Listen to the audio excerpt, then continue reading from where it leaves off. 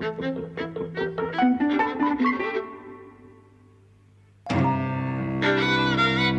and welcome to Eavesdropping at the Movies. I'm Mike. And I'm Jose. And we're going to talk about the Palme d'Or winner. Ah, that's right. Shoplifters. That's right. Kate Blanchett, who's the jury president, said, "We were completely bowled over by Shoplifters, how intermeshed the performances were with the directorial vision." Which to me says she's just winging it, basically. Yeah. Or she's an actress, really. And not used to writing stuff. But Shoplifters is really good. It's fantastic. Despite the fact she can't really explain why. But I'm not sure I can explain why either, really. I liked it. I know I liked it. But I'm not sure how much I have to say about it. Okay, well, let's begin. I love it. And I was very moved by it, actually. And part of the reason is the narrative, is the way that it starts. So, kind of, initially what you see is a middle-aged man and a young boy, and they're shoplifting from a supermarket.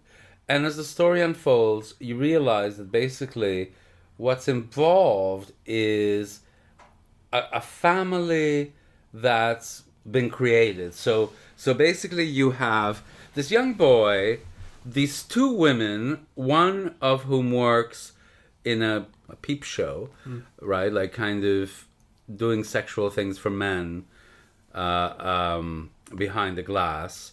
A little bit like in that Wim Wenders film, Paris, Texas, I suppose. And another woman is a laundress, who has got a real working class job. And they live with this old lady. And so you have this sense that it's a constructed family, really. That, they've chosen to be with each other.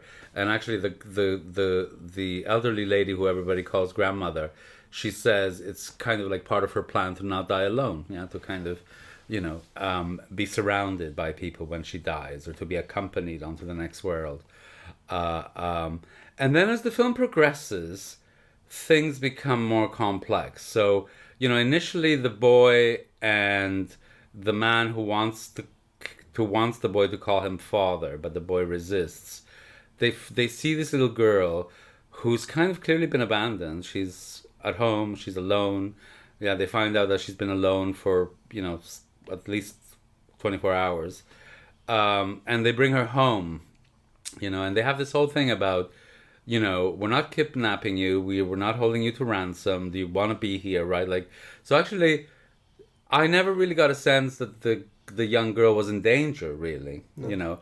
You feel that it's kind of odd, and you certainly have questions around the narrative, but you don't have the sense of danger. And actually, I very much welcomed it, because in this kind of film, you always have, I don't know, maybe it's the modern world or something, but you always have this hanging cloud of abuse or of sexual abuse that's, can erupt at some point. And actually, you never feel that way, or I never felt that way here. Yeah. No, nor did I. You said you get the sense of this constructed family. And I think what you're saying there is because of the revelations that you learn by the end of the film, where you find out that both of the children are not theirs, and actually the older girl is not theirs as well, but she's related. Whereas at the start, I don't think there's any... Perhaps you did feel differently, but I didn't have any question at the start that this was a real family. Oh no, I did. Where they were actually related to each other. Yes, I did. Really, right from the beginning.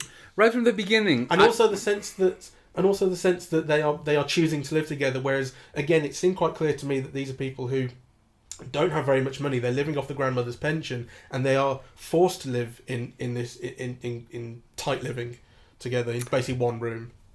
My feeling was that they were all outsiders of one form or another, that had ended up kind of living together.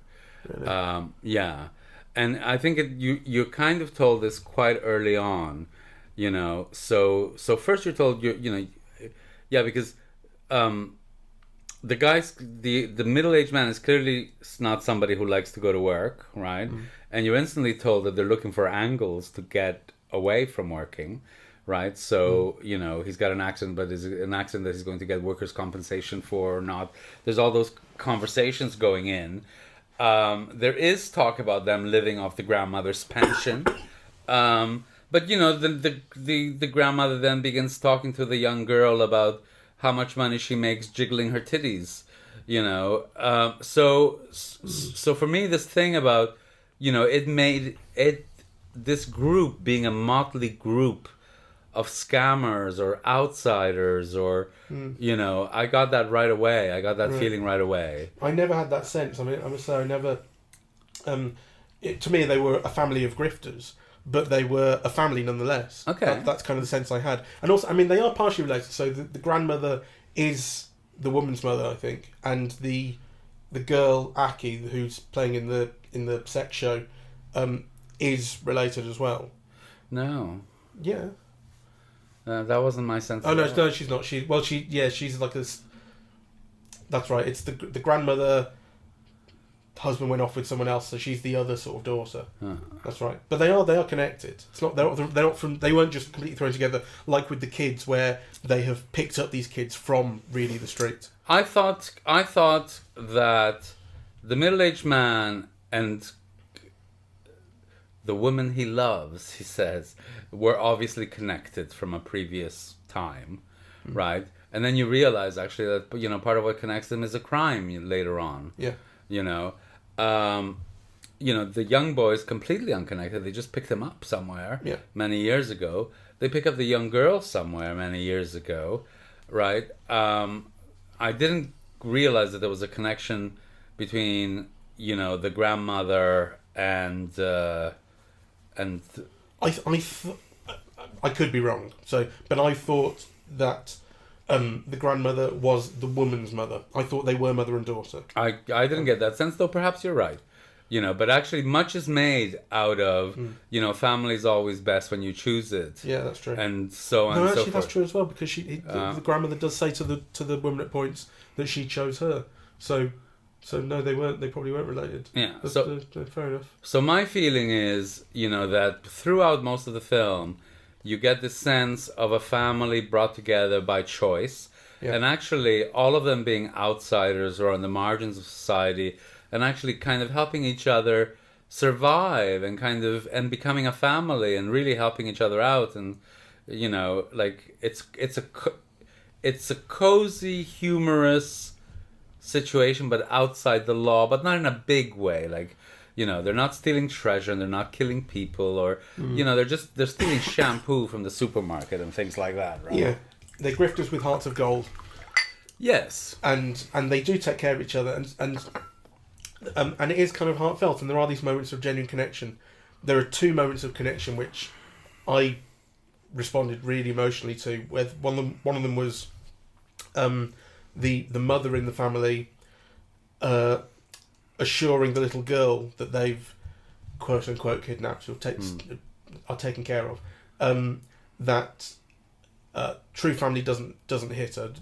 The family that they sort of rescued her from was abusing her. Yes. And she says, if they tell you that they hit you because they love you, they're lying. Yeah. And if you love someone, then you do this. And she just hugs her so tight, and it just lasts forever. Yes. And it goes on and on and on. I thought, God, this is amazingly beautiful. Yes. Really tender moment. Yes, it was. And the other one was in the sex show, where the only way that the girls who are performing in this sex show communicate with the guys they're performing with, these one-on-one shows. They do it behind two-way glass, so they can't see the person on the other side. But if the person on the other side holds up a board that they've written something on, that's the method of communication. So she doesn't see this guy. It's number 4, you know, and he visits her a couple of times, and eventually after one of the shows, she says, "Come to the chat room. We can see each other face to face. I want to see your face." And then I guess you think kind of in the chat room it would be even more sort of sexually kind of open and graphic or whatever. But actually what they're doing in the chat room is he's lying on her lap basically, and she's talking, and seems to be unable to speak. Yes. And he's got bruises and kind of cuts on his fist from having hurt himself. And so all of a sudden this world that has been, I think, somewhat threatening to that girl, you know, you feel like she's not quite right there, and she's doing it because she has to make money somehow, becomes something intimate and meaningful. and hopeful. Yes. And again, really intimate. And then they hug. She Yes. hugs him. Yes. I think the film is great because it's full of moments like that. You know, it's full of moments that come at an angle at you, but actually make a lot of sense, right? So, for example, this 2-bit thief teaches who you think is his son to steal, and kind of, brings him stealing, and they have like this whole conversation. Eventually, like at a certain point in the narrative, you're told, well, basically, I taught you what I could or what I knew, right? And that you realize that that's kind of like a form of love, really. That he's given them everything he knows, right? Like, and that's what he knows. When he's talking to the police, why did you teach him to shoplift? He says, I don't have anything else to teach him. Yeah, exactly. Yeah. So it's his way of surviving. So the film is full of like really tender moments that kind of grab you by surprise, because actually they make you question all the little certainties of life. The fact that biological women who bear children are the best mothers, or the only way of being mothers. The notion that only somebody with like a respectable job or whatever, can hold a family. The fact is that, like the story that you just said, this Japan, the world of this film, the Japan of this film, is full of isolated people who are alone and who are cut off from society. And actually what's held up to be a model of what society is, a kind of a nuclear family with children going to school and so on and so forth, are shown to be like abusive and corrupt and careless, and and the authorities who are meant to fix these things actually kind of end up breaking up what was a family. This is where everything gets thrown into kind of sharp relief. So you do have this kind of quite tender at points, quite amusing, kind of reasonably light sort of hour and a half of this family getting along and kind of integrating and making their way and living their life, basically. And it is reasonably free of plots. Like, but you have the central thing of picking up the girl and integrating her into the family. But apart from that, in terms of plot developments, it's not about that, right? It's about character and situation. But then the authorities get wind of everything that's been going on here, and it's this kind of classic sort of thing of they come in and just don't understand the situation at all, because everything that's been going on by the letter of the law is illegal. They've been kidnapping people, they committed this murder together, but it was a kind of crime of passion and self-defense and so on and so forth back in the past, which they've already been acquitted they've already been to court for over that, but and obviously they've been shoplifting and all this kind of stuff, and the grandmother's been running this scam on her the parents of this other girl living with him, her husband's next family. So they are criminals, but it's that thing of like, if like the version of it that you would read about in the paper, you'd go, God, look at all these horrible people kidnapping children, making them work for them, like Oliver Twist. But having seen an hour and a half of their lives and knowing how they live, you're on the other side of it, and you go, no, the authorities are all wrong here. It doesn't necessarily mean like they should be staying together. Like there are problems with the situation, but they are good people ultimately, and better together than apart. Well, what you really feel is you do feel the love and the caring, and kind of, I suppose, the goodwill of them all. Though obviously part of the reason why the film is so great is because it complicates everything. So, for example, you find out that the reason why the authorities catch them is actually because the young boy who's shoplifting with them allowed himself to be caught. He wanted out of that situation on some level. Even though you also get the full measure of his affection for all of them, right? Like, kind of... likewise, the young girl who they've ostensibly kidnapped was actually, they found her, like alone,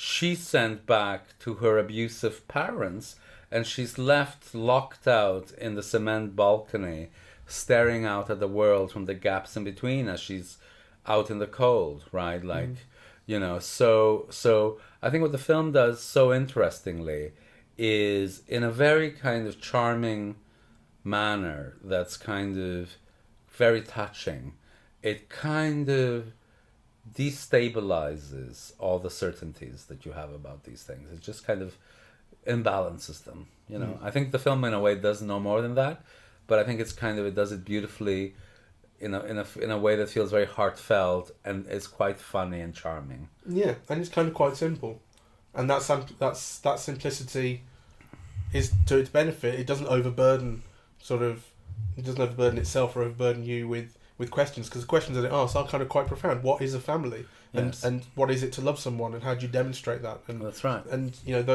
And it just it lets you kind of live in those questions. Yes. I love the post-coital scene between the dad and the mum, quote unquote. Yeah.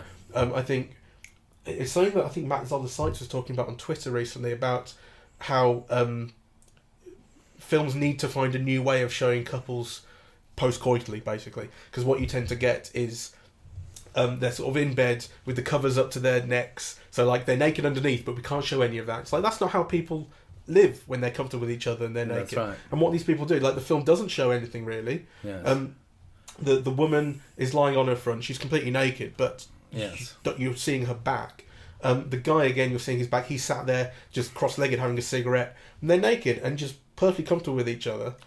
And as you would be, and the film kind of cuts away at appropriate points, so you don't see, like, he gets up and just before you would see his genitals, it cuts away. So but it's not kind of titillating or being cheeky about that. I don't think it's being really, really honest. I don't think I've seen anything quite like it for a while. That honesty and just how people genuinely are comfortable together when they're naked and intimate. Yes. I love the film, and actually one of the things that it made me think of, because just by circumstance, I mean, just in relation to what's playing around us, I mean, we do tend to see a lot of the Hollywood releases, right? And kind of, or the very major kind of art house ones that kind of actually get to cinemas in Birmingham. And actually it kind of made me realize how much I miss seeing this kind of cinema, how we don't see enough of it, actually.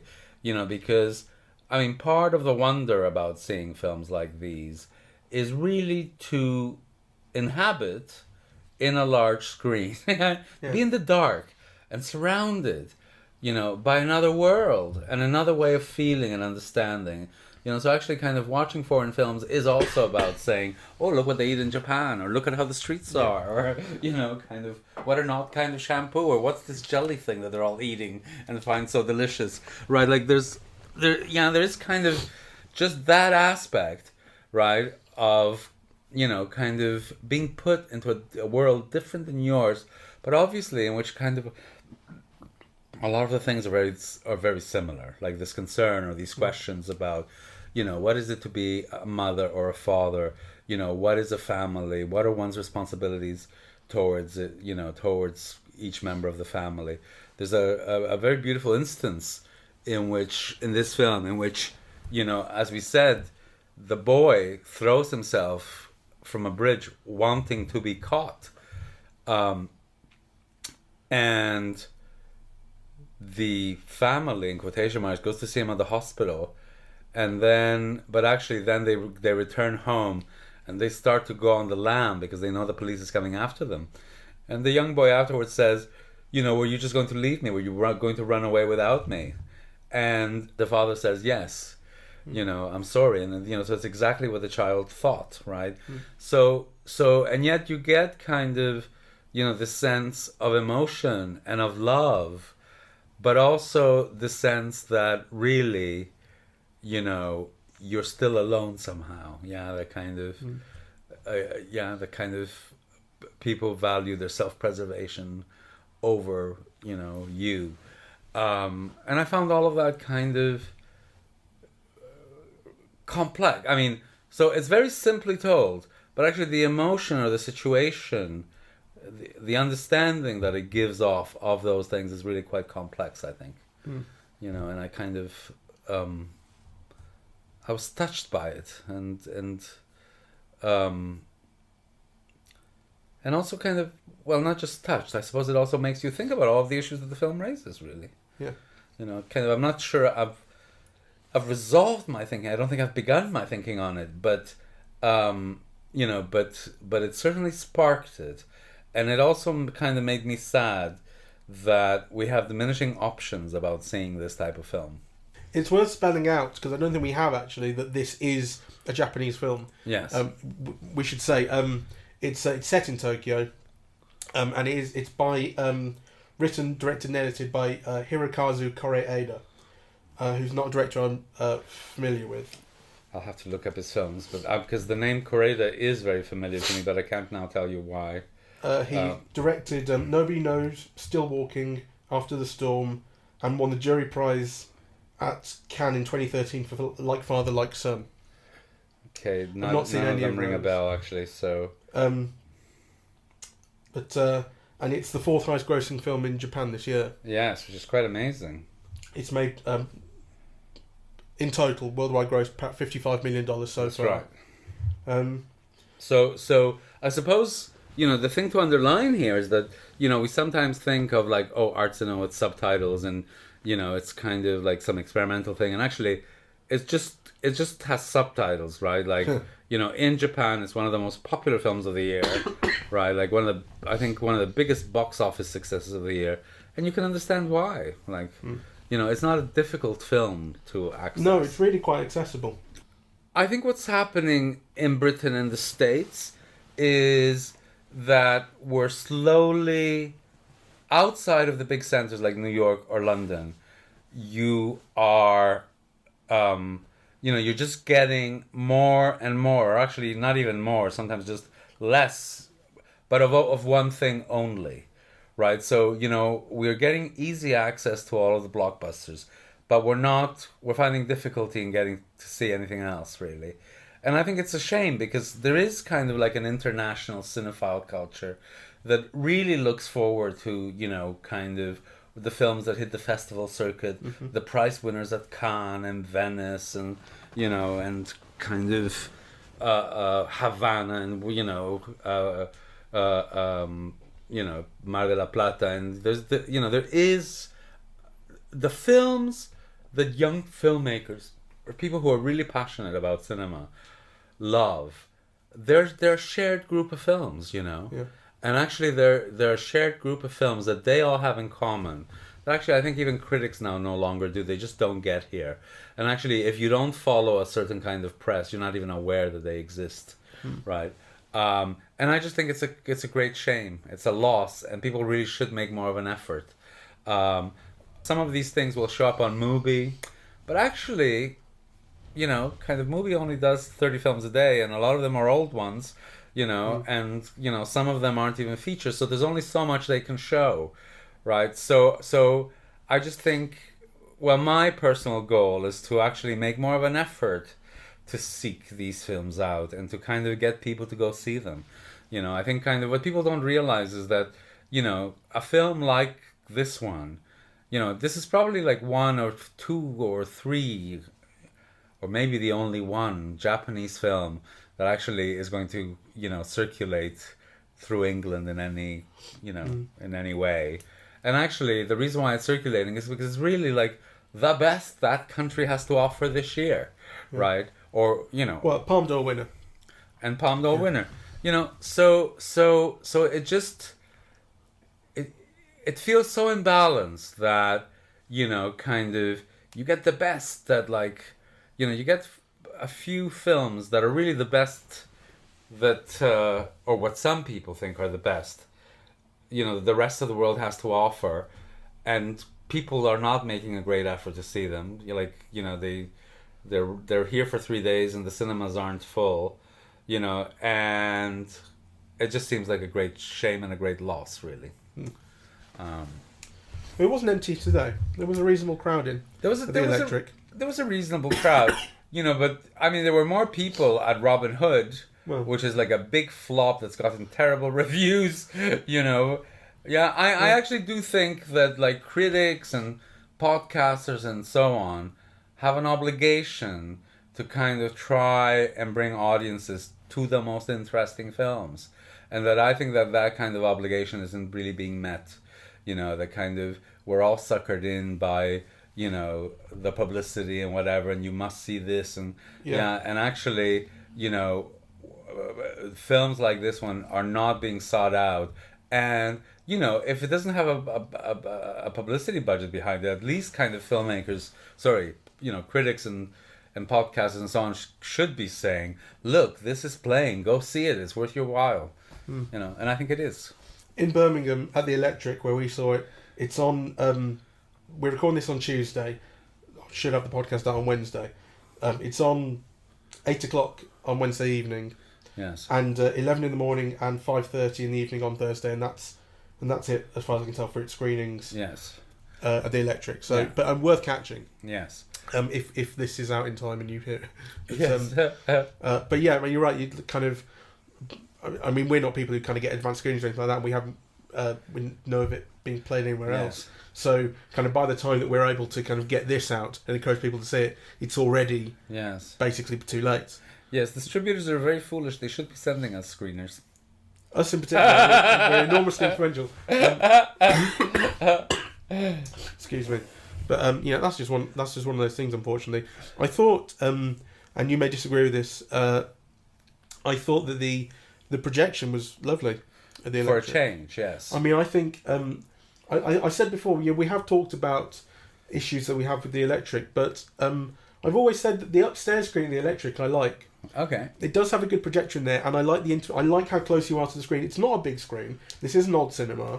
Neither of the screens is very big in the actual sort of size of the screen, but the fact that you're able to sit so close to the screen in the upstairs cinema is good. There is an intimacy in that screening room. Yes. The one downstairs, because you're further away, because there's a kind of stage area, is not as good to watch films in. You are further. It is more like watching films on a big telly there. But anyway, upstairs, I like it. Anyway, we're grateful because really, this has, the Electric has provided an opportunity to see this particular film, and it continues to do.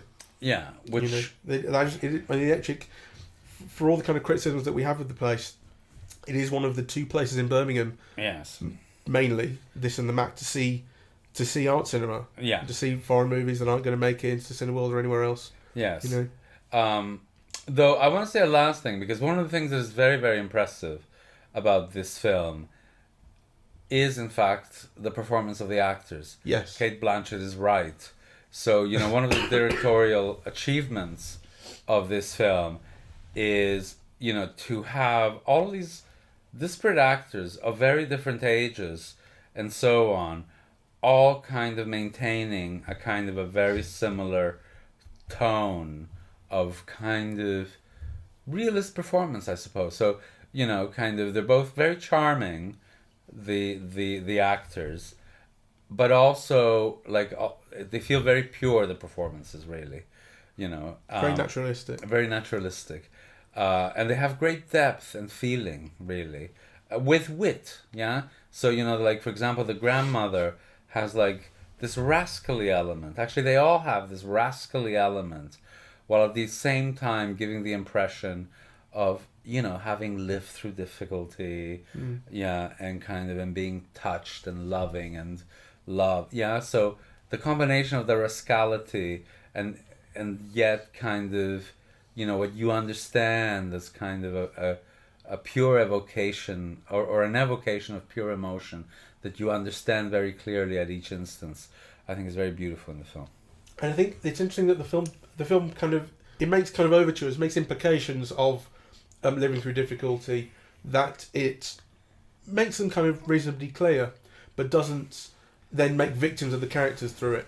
The main one being the little girl, who you're well aware that her family is been physically abusive to her, and when they go to take her back, they picked her up and they go to take her back the next day, and they hear the family arguing, screaming at each other, and they go, "No, we can't do it," And then later on, you realise it's been 2 months down the line, and they still haven't filed a missing persons report because they're just not interested. They don't care. So you can get the sense of what her family is, and the fact that she's so happy to live with this new family that she's found kind of speaks to that. But it never makes a victim of her for that, And the implication that when the son of the family, as it were, the dad is breaking into a car to steal an expensive bag with the kid, and he says, "When you broke into that car that I was in and rescued me, were you just trying to steal stuff as well?" Yes. And he says, "No, I was rescuing you because you were